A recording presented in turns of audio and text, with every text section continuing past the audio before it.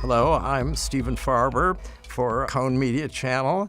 Today we're here to watch City of Women, the 18th feature film by the great Italian director Federico Fellini. This movie finds him in partnership with two of his favorite collaborators, actor Marcello Mastroianni and the great cinematographer Giuseppe Rotunno. Both of them had worked with him on many previous films. This movie demonstrates Fellini's extraordinary visual imagination and his intuitive understanding of the unique qualities of the film medium.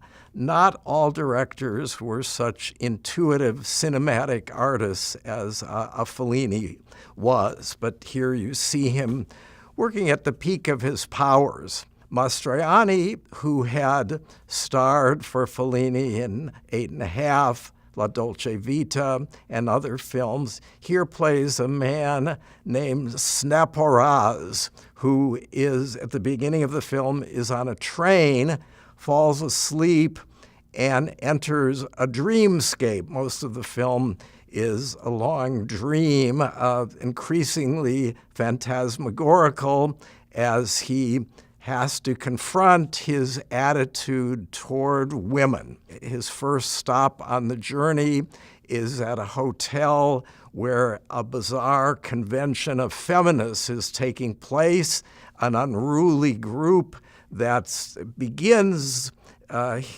leading him to question some of his attitudes toward women. Over the course of his life, we see some of his memories of different women in his life and new adventures with a lot of various women of all sizes, shapes, stripes, whom he encounters on this surreal journey. Fellini has sometimes been criticized for his view of women being a bit stereotypical, and I think in this case he is examining it and acknowledging in a way some of the criticisms that have been made. He was certainly someone who did not adhere to political correctness of any kind, and I think that is one of his strengths, but he does engage in some self-questioning here, and I think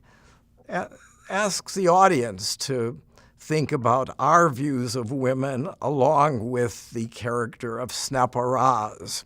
The film opened in Italy in 1980, in the United States in 1981. It was not as well received as some of Fellini's earlier films, but the New York Times' Vincent Canby called it spellbinding, a dazzling visual display that is part burlesque, part satire, part folie bergère, and all cinema. That is a pretty accurate description of this movie, and it affirms Fellini's genius, I think, and his position as one of the premier image makers in the history of cinema. Enjoy City of Women, and I hope you'll return to watch many other classic films on Cohen Media Channel.